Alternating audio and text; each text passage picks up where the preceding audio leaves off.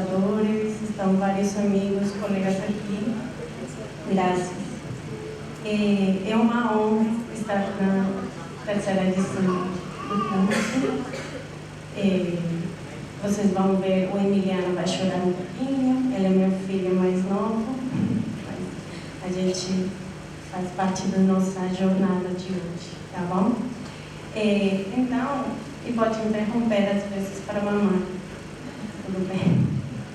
A primeira coisa, além de agradecer para vocês, é destacar a necessidade de espaços assim acontecendo mais e mais vezes no tempo que a gente está passando.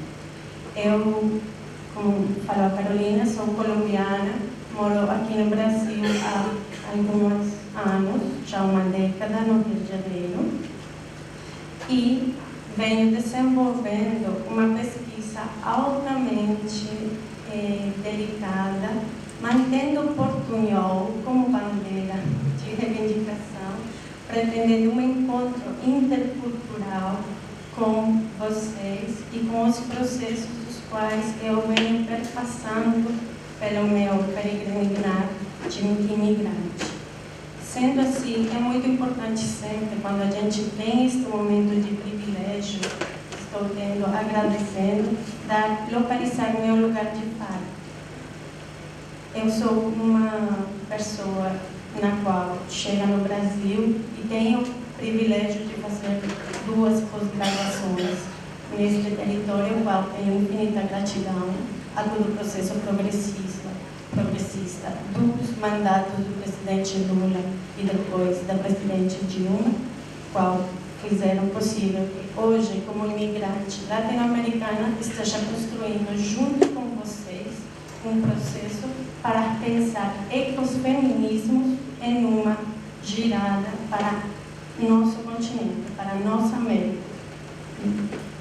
Nesse lugar de fala, não posso deixar de falar o lugar de privilégio que eu tenho como mulher branca de uma classe média na Colômbia, chegando a estudar neste contexto. E reivindico e trabalho com meus orientandos no processo, e meus professores colegas, que meu sonho e meu dever é que as pessoas, nas próximas edições da extensão, não sejam eu que esteja dando a aula, mas as mulheres negras que estejam aqui dando a aula, as mulheres indígenas que estejam aqui dando a aula. Então, nesse sentido, eu quero construir um momento muito de aprendizado, que são vocês, destacando o lugar das mulheres negras, das mulheres indígenas, com as que eu, nestes anos, venho construindo também muito perto, aprendendo delas, para debater e construir desde essa trajetória, esse caminhar, esse cotidiano, como vamos a pensar os ecofeminismos, gosto de falar plural, para nossa América. A Carol e a Stephanie me pediram para fazer uma apresentação breve. Eu quero ser muito breve, porque eu estou muito curiosa e com muita vontade de a gente construir aqui algo juntos. Vocês sabem que, como falou a Carol, eu venho trabalhando no programa EICOS, mas antes de ser professora colaboradora do programa EICOS, eu fui professora convidada por um semestre aqui na Unirio, pela professora Cláudia Miranda. E foi justamente pela viagem da Marina à praça que a gente se conheceu. Vou contar a dica para vocês. A Marina, ela fala que assim funciona.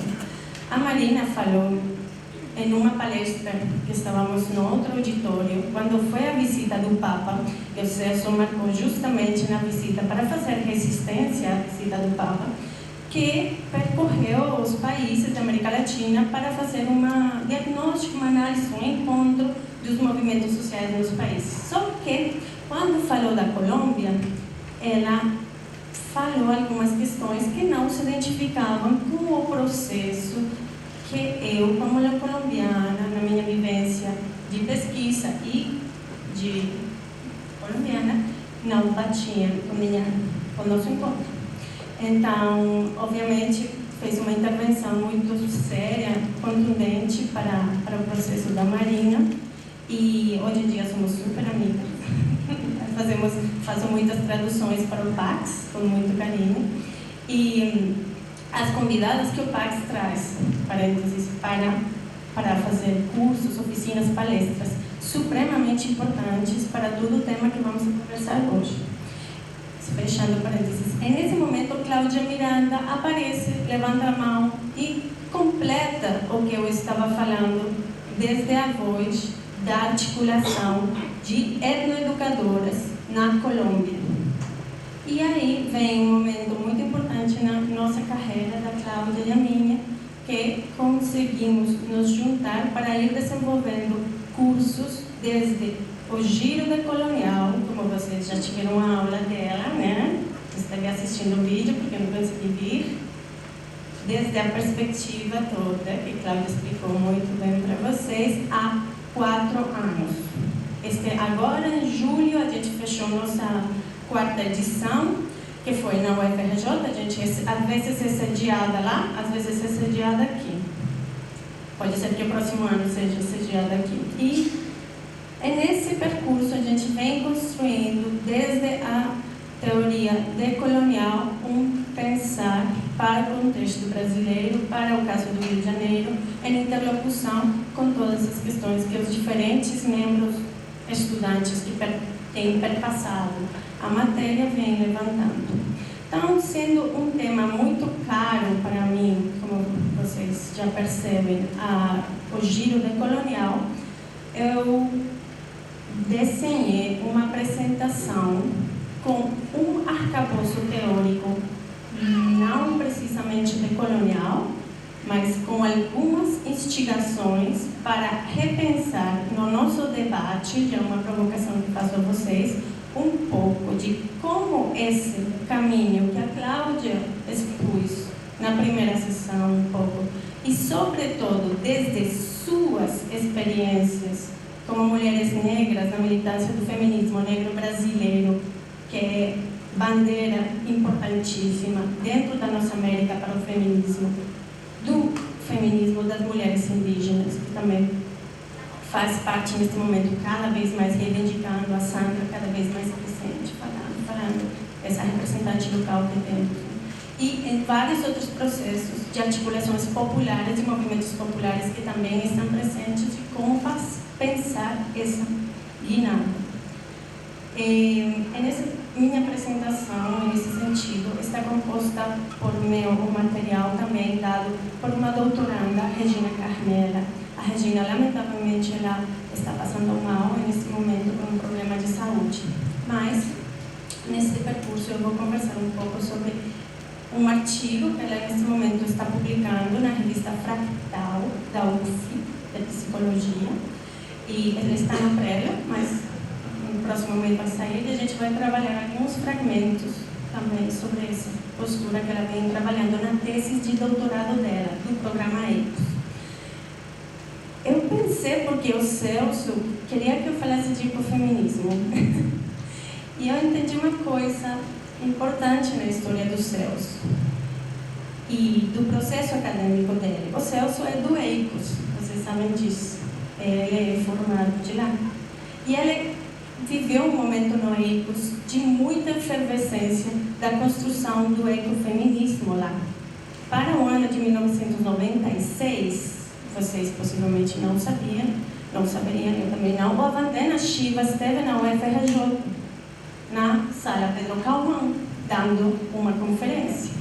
Então, também o programa EICOS fez uma publicação, uma coletânea sobre ecofeminismos para o ano de 1993, derivada das reflexões da ECO 92. Todos esses tempos são os tempos que o Celso estava transitando pelo nosso programa.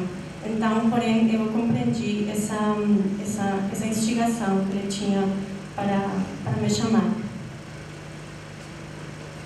Meu lugar de pesquisa, de construção, são as migrações. e a soberania alimentar e os ecofeminismos perpassam a questão migratória, como, em geral, todos os fenômenos que a gente vem fazendo. O Sajjad vai falar que a migração é um fenômeno complexo que comporta para todas as instâncias da vida. Então, também vamos ter alguns momentos que poderíamos falar sobre esse ponto também, tá? Então, vocês geralmente encontraram em alguns textos ou em algumas revistas, assim, quando você se debruça sobre a palavra ecofeminismo, já vai diretamente uma questão acadêmica, em muitos contextos, falando que surge na França nos anos 70, né? Mas a mesma Vandana Shiva, né, ela já tem a experiência do movimento Chipko, C-H-I-P-K-O, que foram as mulheres que abraçaram as árvores na Índia, defendendo as florestas do desmatamento. E essas mulheres, a mídia, o processo gerou, a Vandana fazia parte desse movimento, né, também, abraçando as árvores, e gerou um reflexo mediático bastante alto, várias questões. Depois vamos falar um pouquinho mais do que acontecia. Mas esse tipo de situações, canções, orações, poemas, ações, marchas, danças, rituais, aconteceram com muita frequência durante vários anos, até, como falar a Regina, nossa querida, mais ou menos nos anos 70 e 90, até mais para frente se consolidar uma proposta acadêmica do que seria ecofeminismos. Eu, com vocês, vou dar umas entradas grandes do que poderia ser os ecofeminismos. Não estou interessada, pessoalmente, em me debruçar em teoria feminista, já que o ecofeminismo, dentro de várias instâncias do feminismo, é muito problemático. Podemos conversar sobre isso no debate.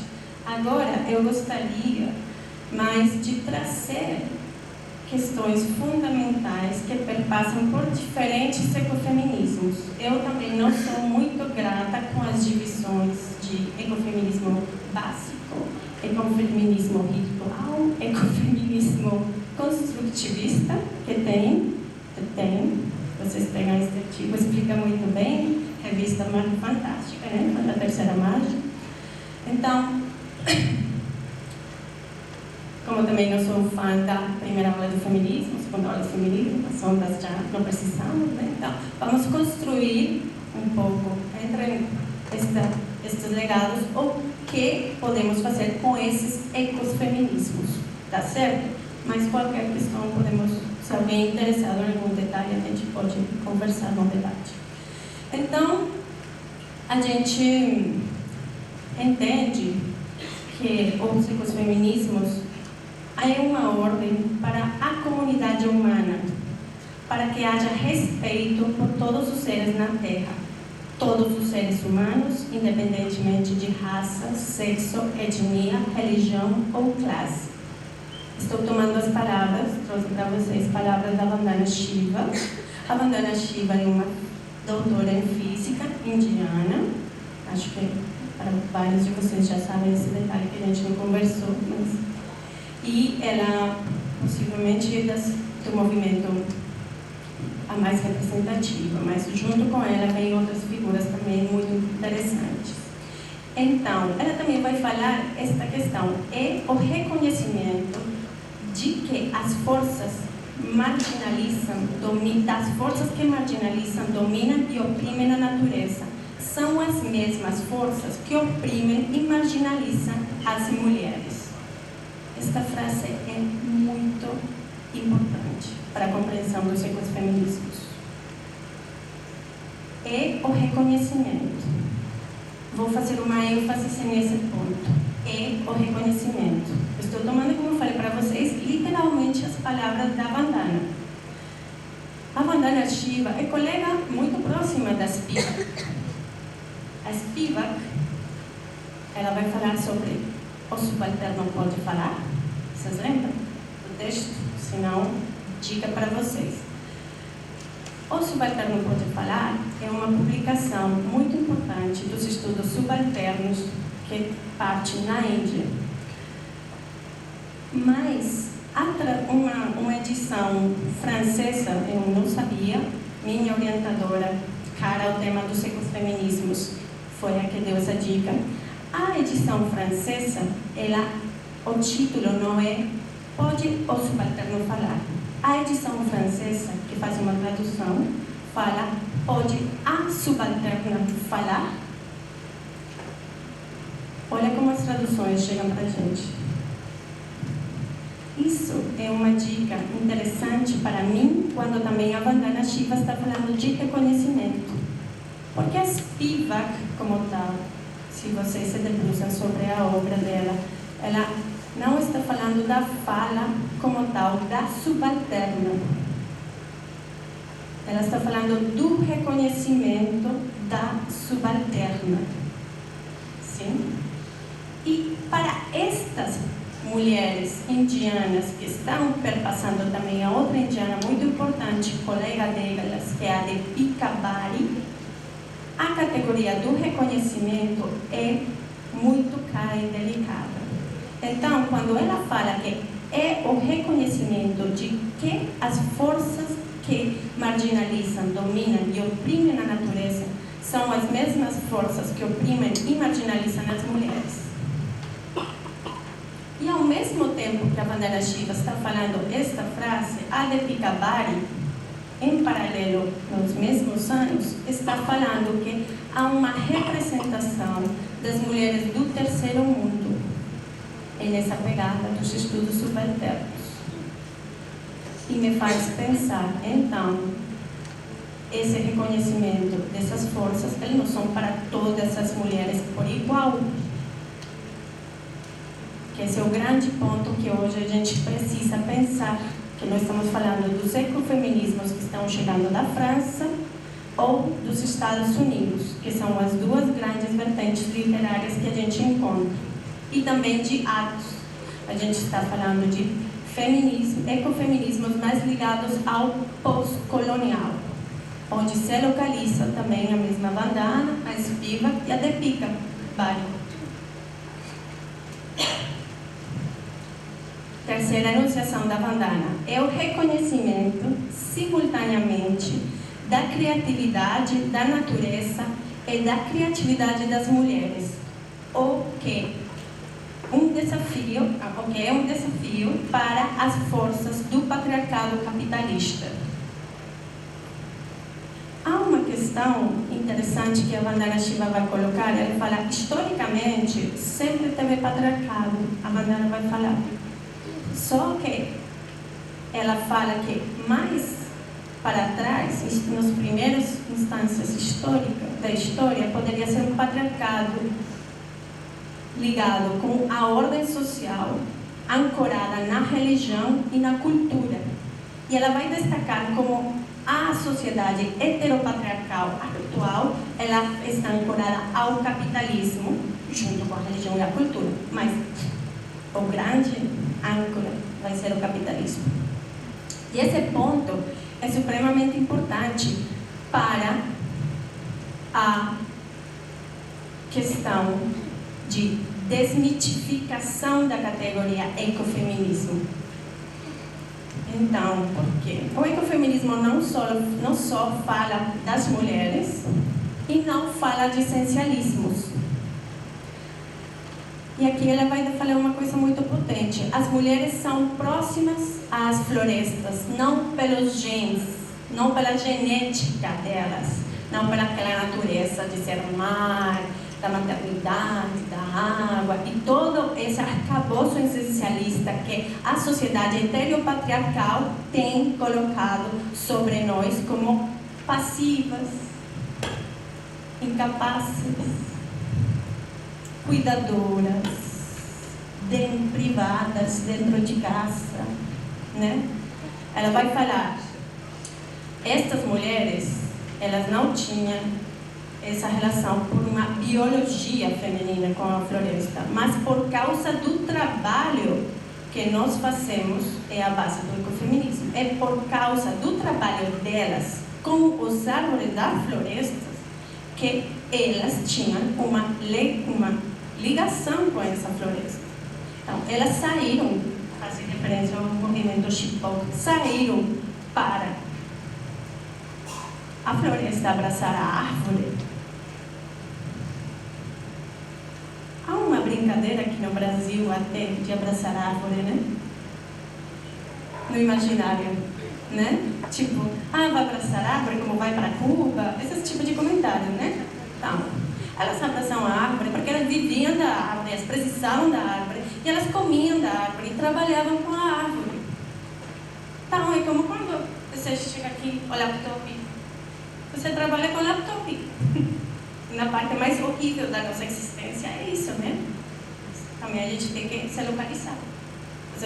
Eu não trabalho com a árvore ainda, mas a gente cuida das coisas que temos em casa, porque isso com que a gente trabalha, a gente faz. Então, é nessa lógica, a Vandana vai falar, não é essencialismo, é trabalho.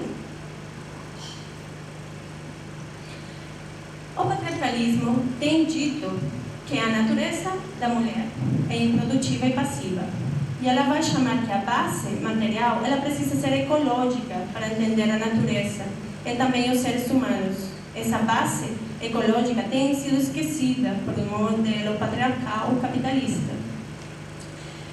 É necessário um capitalismo ecológico com a base da vida e da sustentação.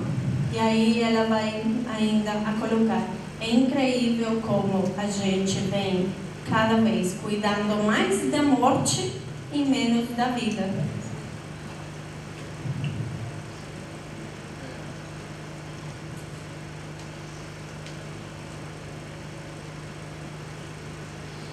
Bom, isso é um pouco a apresentação da Carmela, como eu falei para vocês. Ela está ligada com o que eu venho falando antes das palavras da Vandana. E para destacar, eu acho que aqui, em 1962, a bióloga Raquel Carson, sua colega Carol, montou uma base para a teoria ecofeminista com seu livro Silent Spring, Primavera Silenciosa, em relação ao uso crescente do DDT nos Estados Unidos. Ela descreveu como os pesticidas entravam na cadeia alimentar e causavam sérios danos genéticos em animais e humanos. 1962. O Mundo Segundo Monsanto, de que ano é? Vocês lembram? Assistiram esse filme? Um clássico. Sim? O Mundo Segundo Monsanto. Se não assistiram, super recomendado. O Mundo está no Google, no YouTube mesmo. O Mundo Segundo Monsanto.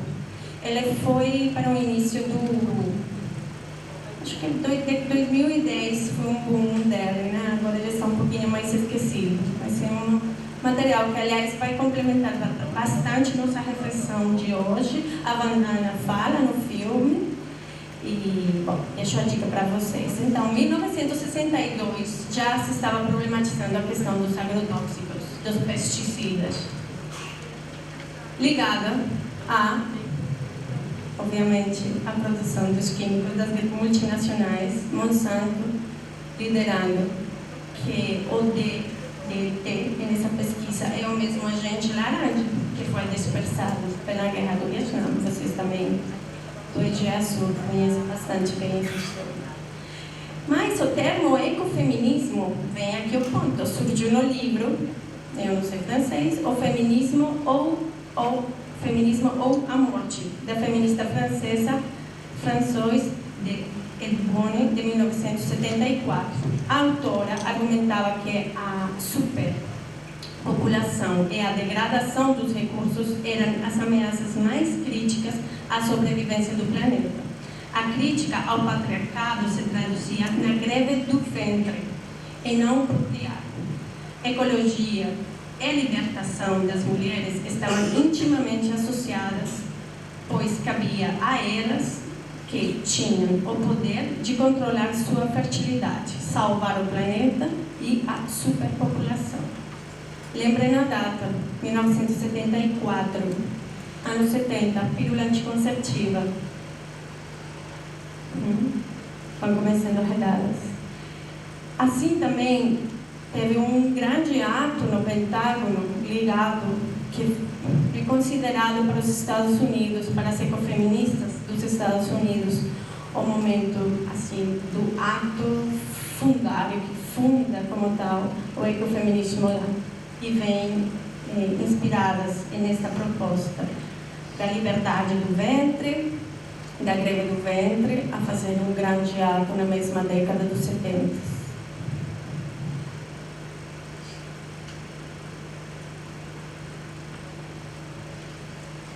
Então, a gente entra em um ponto que a Vandana Shiva e, como eu falei para vocês, a Spivak, a Deepika Bari vem atrás. Mas as mulheres não são as mesmas. Ou seja, os feminismos não são os mesmos.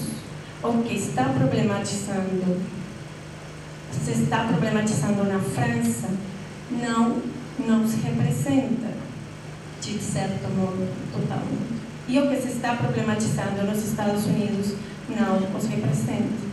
Pensar na superpopulação, pensar na greve do ventre, para essa época, aqui era difícil até chegar às pílulas anticonceptivas para a população, mas não morre, por exemplo, na favela, 1970.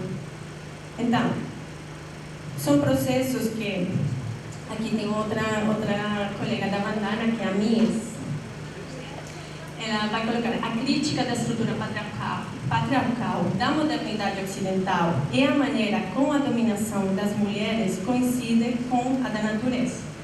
Acrescenta-se um ecofeminismo mais social, estabelecido no terceiro mundo ou no sul.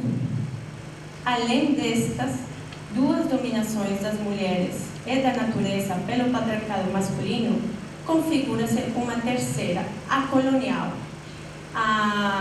ou pós-colonial.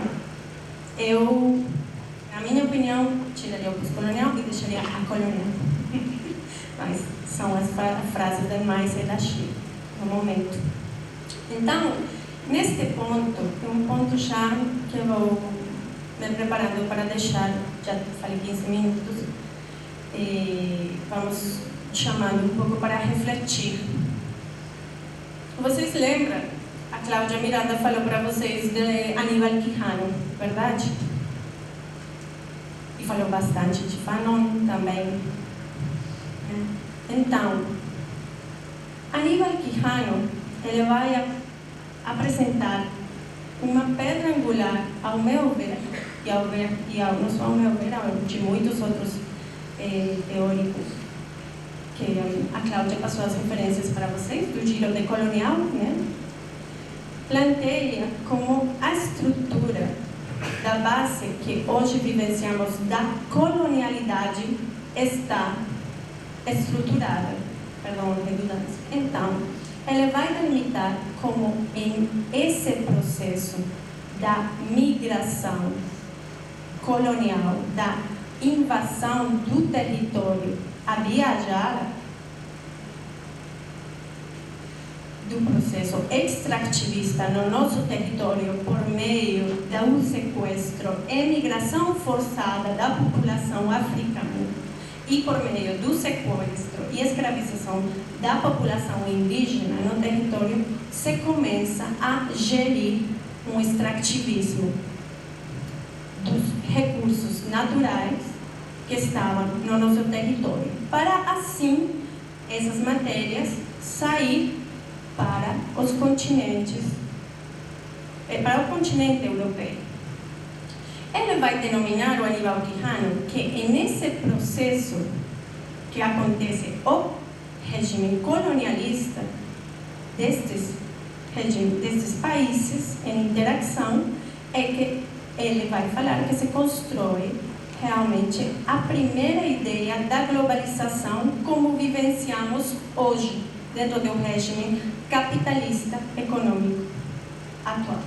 Mesmo com as características que o neoliberalismo foi mudando, o Aníbal vai falar essa foi a base para a construção da ordem social basada na colonialidade do poder. E nessa migração forçada que aconteceu da população do continente africano, o submetimento dos indígenas no território e a dominação que eles exerciam, é que o Aníbal vai falar que se configura a ideia de raça. Sim? Aí tem um texto muito interessante que está no português que se chama Que Tal Raça? Que Tal Raça? Recomendado também para vocês. Por que falamos disso neste momento?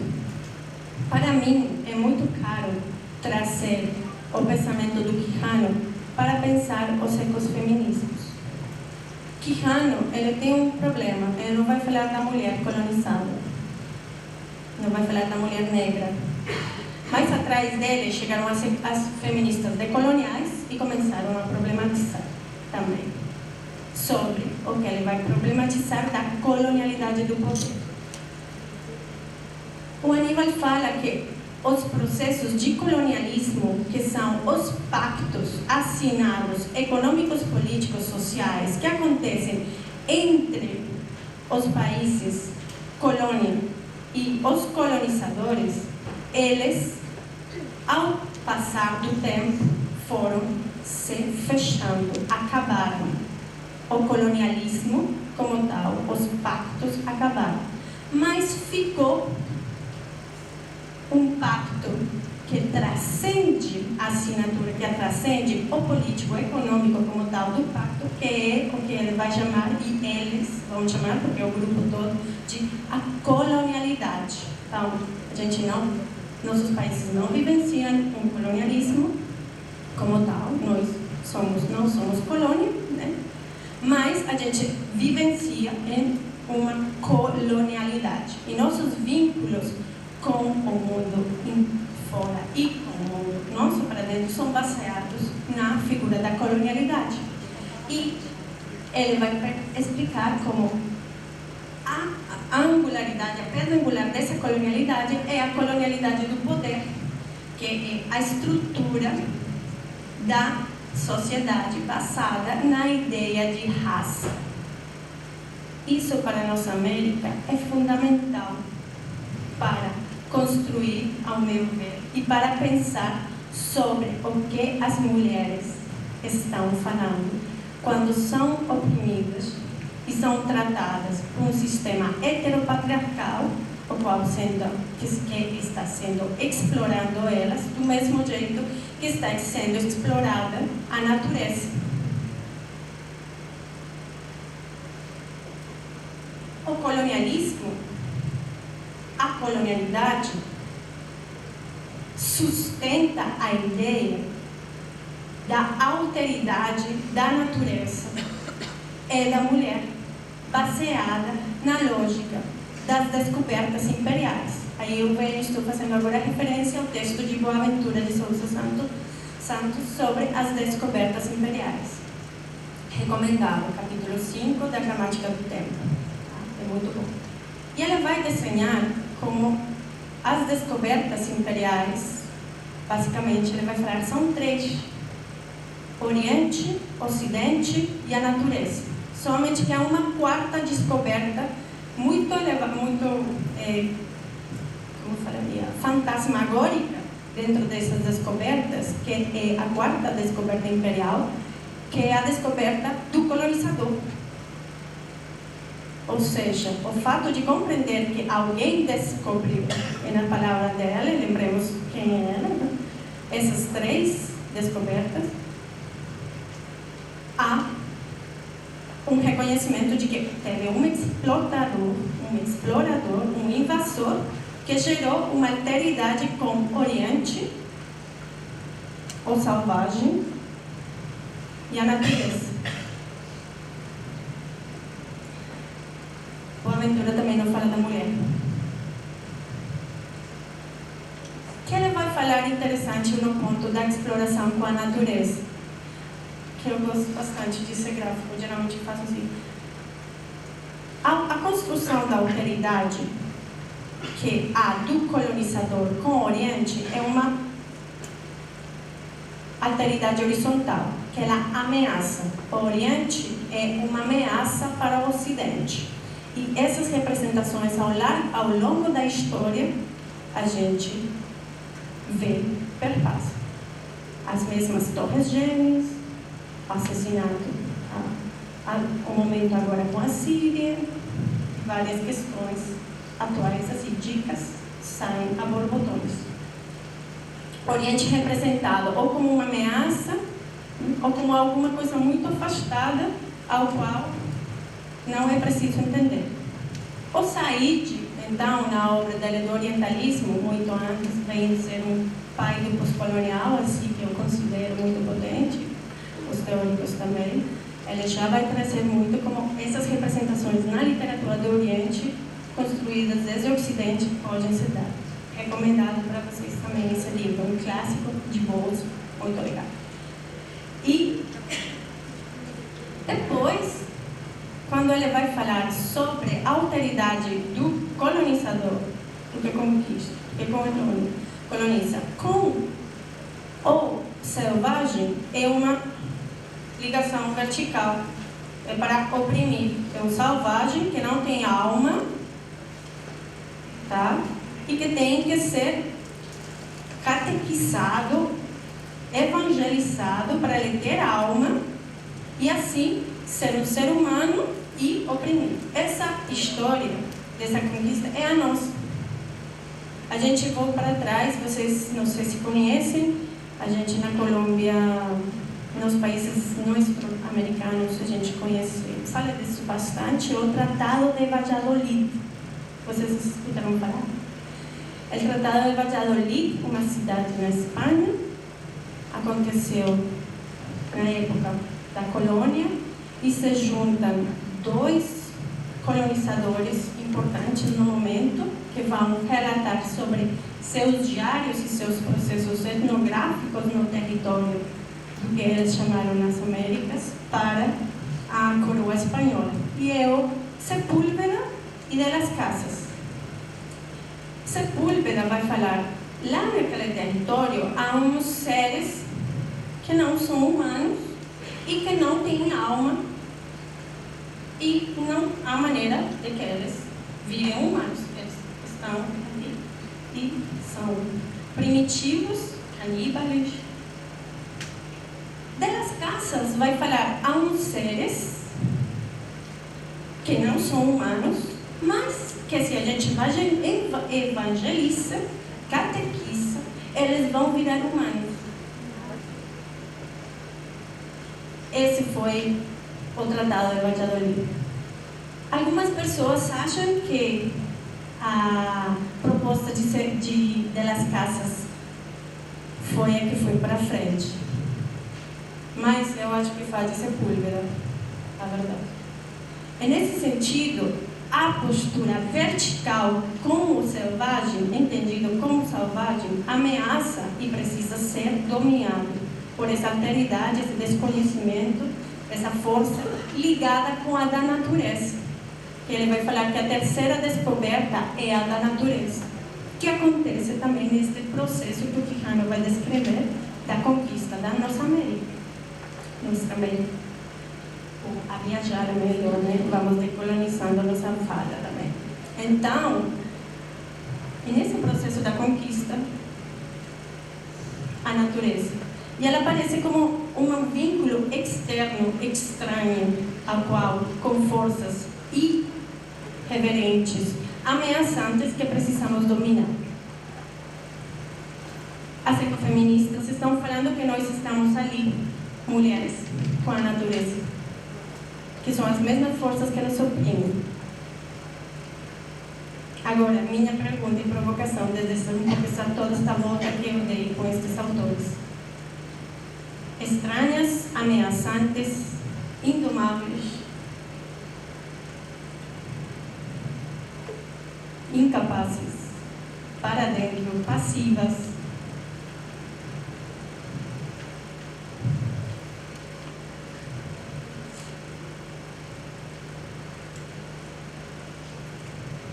Então,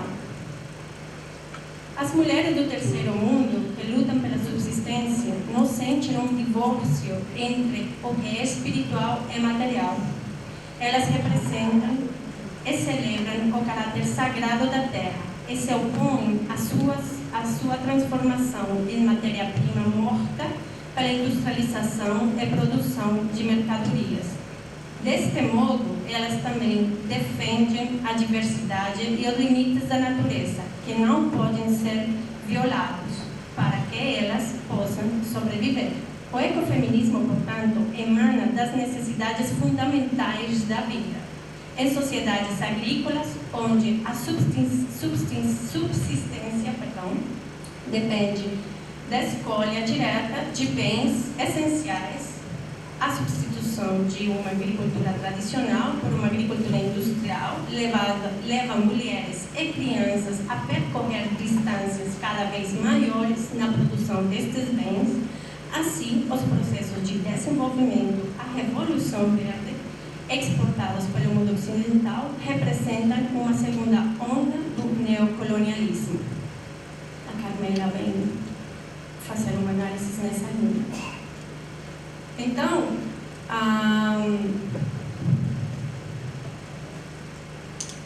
teve um encontro das mulheres, a ONU Mulher, no ano passado, 2016, e elas fizeram um tratado, uma carta para a sociedade global, explicando as mulheres do campo. E eu fiquei muito tocada num ponto delas. Elas destacam a questão da água.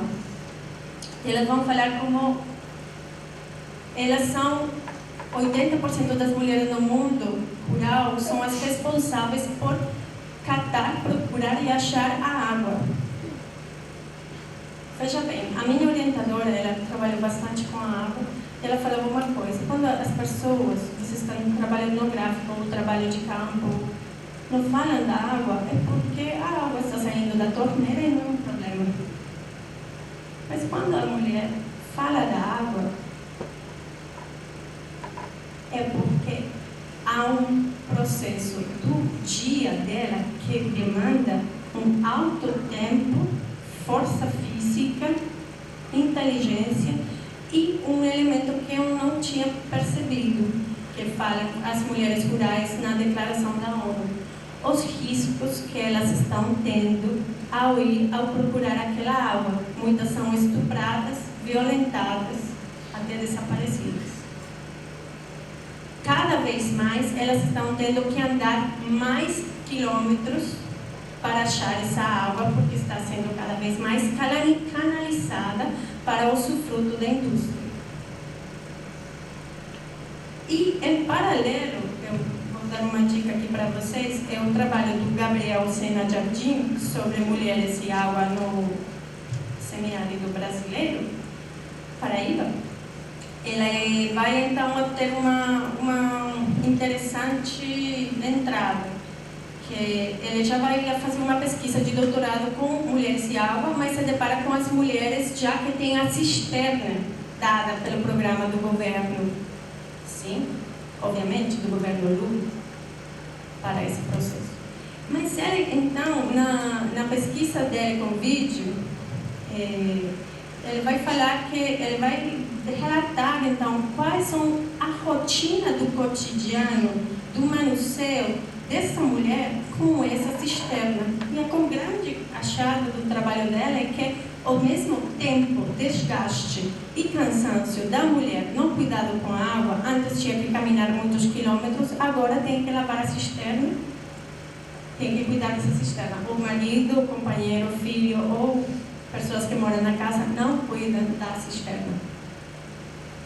Não cuidam de nenhum processo da nova cisterna. E, aliás, que a cisterna enche, né? Também tem que ir por água às vezes, porque às vezes não tem. Então, são detalhes que também nosso tema é soberania alimentar, mas a soberania alimentar é real se tem água. Tá? E as mulheres rurais estão falando sobre isso nesse momento. Então, isso é bem interessante. Falando um pouco, então, dos ecofeminismos, vamos localizar um pouquinho dois momentos que eu sou cara a eles. Não, sou cara mais pelo quem esteve aqui na Cúpula dos Povos. Alguém? Isso, bastante. Foi um momento muito especial para todos e todas, né? Eu acho, assim, para todos. Foi uma situação que eu acho que vale a pena trazer. Aqui nessa publicação, que foi feita pela Equity, uma ONG de mulheres ligadas ao meio ambiente, que ela esteve presente. A Graciela, que é a coordenadora, vou deixar passar, pode até passar. Ela vai então trazer um artigo que ela vai problematizar um pouco como os ecofeminismos para a Eco 92 foram supremamente incômodos. Ela esteve na Eco 92, a Graciela. E Graciela é uma imigrante argentina radicada no Rio de Janeiro, também na lógica do portunhol. Está bem melhor o português dela que o meu. Mas o fato é que a Eco 92 ela vai nos contar como o ecofeminismo incomodou e não foi compreendido no ângulo dela. A Vandana Shiva, presente também nesse processo de ligação, se gerou uma imagem essencialista sobre esse processo e que até deu uma má interpretação pelo mesmo movimento feminista em alguns contextos. Mas ela vai colocar como a Rio + 20 e a pesquisa e o momento é outro, mas não é outro pelo que foi dito nas grandes instâncias da Rio + 20 ou da Eco 92 nesses microfones lá na Barra. Não. Ela vai falar que o momento foi outro porque se transcendeu a problematização acadêmica e se pegou o ecofeminismo no campo, no chão. No chão. Então ela vai falar que foi um momento, o Território Global das Mulheres, na Cúpula dos Povos de 2012, um grande momento do encontro dos ecofeminismos no Brasil e na nossa América que estavam acontecendo, e também de alguns outros lugares do mundo, que destaca os processos da África, que a gente recebeu uma comissão de mulheres africanas muito grande e potente. Então, esse encontro, a Graciela vai dar uma dica muito interessante para nós hoje, e ela fala, me interessou então entender o ecofeminismo na base comunitária, no chão. O que estavam fazendo as mulheres pelas barragens? O que estavam fazendo as mulheres nas hidrelétricas? O que estavam fazendo as mulheres da pesca artesanal? O que estavam fazendo as mulheres? E ela, a Equity, realmente fui próxima ao processo, ela transitou essas experiências que ela descreve mesmo. Ela coordenou algumas possibilidades, viabilizou encontros assim, para dentro do movimento feminista para essas mulheres em práticas ecofeministas da nossa América, no chão, acontecer. Do mesmo jeito que isso é feito pelo PAX. Se vocês não lembram, no ano de 2017, em dezembro, o que aconteceu? A Lorena Cabral esteve no Rio de Janeiro. Isso é muito importante para os ecofeminismos norte-americanos. Lorena Cabral é uma feminista, vou falar exatamente o nome, feminista latino-americana comunitário, el território cuerpo tierra. É uma feminista de base comunitária do território. E a Lorena, ela, junto com o movimento dela na Guatemala, vem construindo uma proposta desde o buen vivir, problematizando a categoria para o território dela, das mulheres, deconstruindo a ideia de patriarcado ancestral, como fazem as ecofeministas, as feministas territoriais, e fazendo uma troca de saberes interepistêmicos com a gente. A gente estava vendo um ecofeminismo norte-americano. Então, possivelmente a Lorena não ia gostar que eu falasse para ela que ela não é ecofeminista.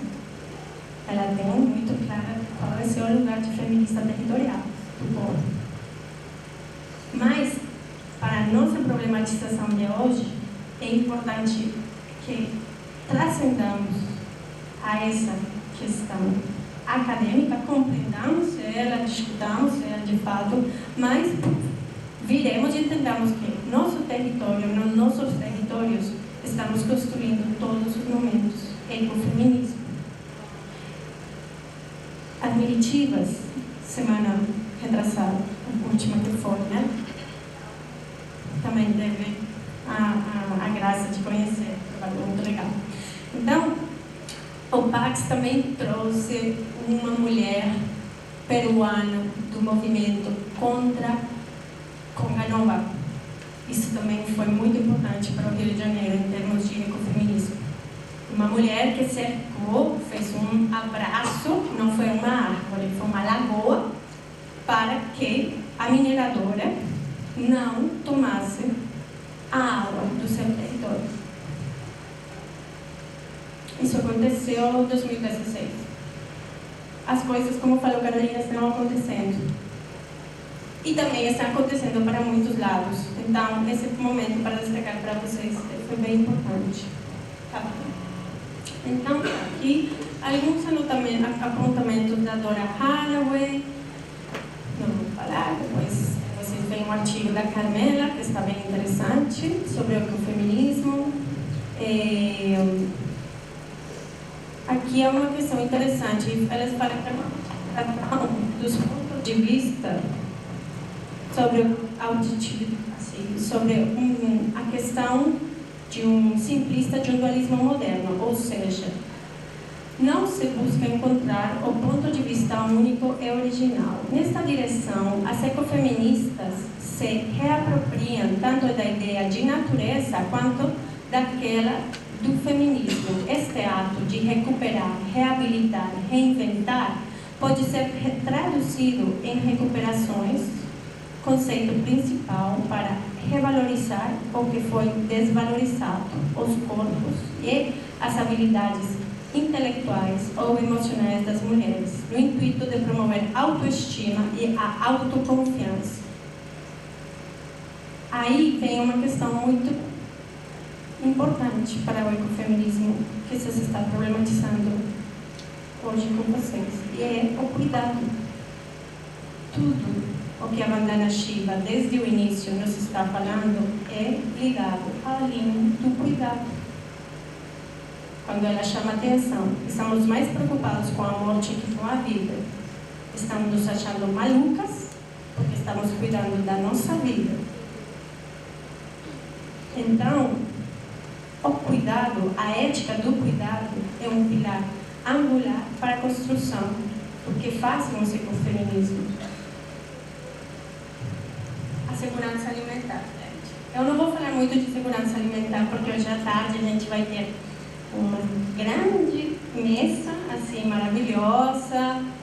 Não sou eu que vai falar, só que eu queria só destacar duas questões.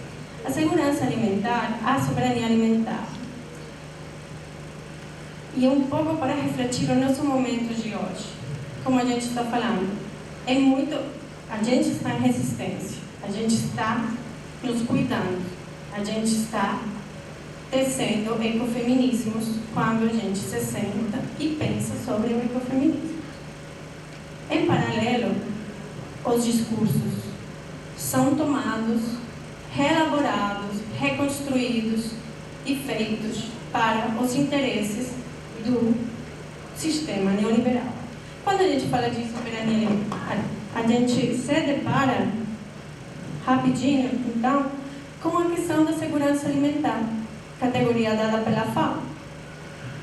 A soberania alimentar, em 1996, já é uma categoria da Vila Campesina Internacional. E você vai transitando por um mundo fora, pela internet, pelos museus, pelas feiras, entre essas duas questões, às vezes perdidas, às vezes são diferentes, são opostos, em muitos pontos, são antagônicas, ao meu ver. E eu queria trazer para vocês um ponto que é uma agenda local. Local porque para o mundo fora e para a gente. Alguém foi no Museu do Amanhã agora, nesses dias? Você foi? Então, vocês viram a exposição. A exposição sobre para todo mundo é uma exposição baseada na segurança alimentar.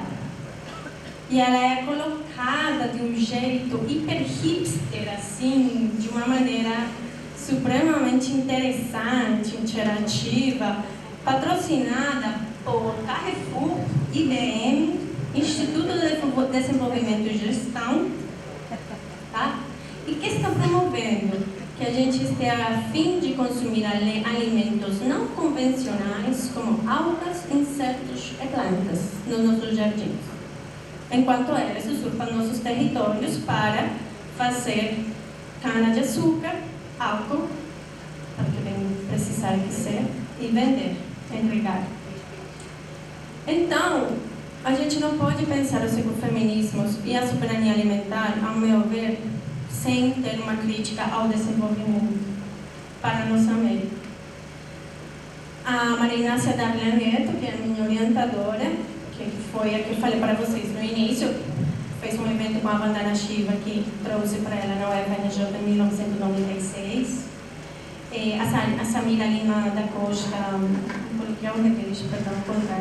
Samira Costa Lima, professora do EICOS também, e a Deepika Bali, indiana, que eu falei para vocês, trazem uma série de categorias que eu gostaria de fechar um pouco a provocação para vocês. A crítica ao desenvolvimento, precisamos repensar, como eu falei desde o início, a representação da mulher do terceiro mundo.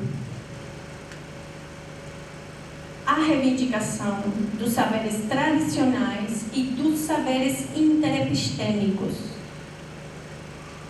Quando a gente fala de saberes interepistêmicos, estamos nos colocando para uma construção horizontal de a gente aprender dos saberes tradicionais e nessa interepistêmia poder nós construir com respeito, com entendimento, coletivamente, junto com as comunidades tradicionais. Grande momento de saber, construção de saberes interepistêmicos, se alguns não conhecem, é o Encontro de Saberes, programa feito pelo Ministério de Ciência e Tecnologia, que ainda sobrevive e que é fantástico, tem várias aulas em todo o Brasil. Próxima, na UFRJ, no Fundão, vai ter um módulo muito interessante, onde os pajés, representantes, mestres das comunidades tradicionais dão um semestre de aula para nós. E os acadêmicos vão e migram as comunidades para trabalhar e aprender e construir interepistemicamente questões. Detalhe, esses pajés, esses mestres são acolhidos com um regime integral de professor. E dão todas, assim, e eles constroem sua módulo semestral do jeito que quiser. Então, vem tradutor da língua que for feita, etc. Na UFRJ vai ter agora em outubro, a UF também tem Encontro de Saberes, deve começar esse segundo semestre, é bem interessante. Bom, e um ponto interessante que vai falar a Vandana Shiva e que a Inácia também vai questionar é a mulher multifuncional.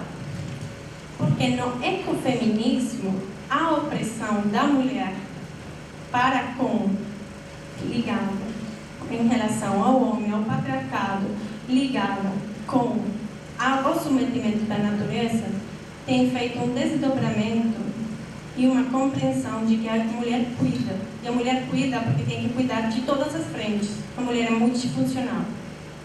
E isso traz uma questão delicada para a divisão sexual do trabalho. Uma crítica que a gente precisa entender quando falamos de ecofeminismos, de que as mulheres na nossa América são as mulheres que têm menos tempo livre. São as que estão fazendo mais coisas.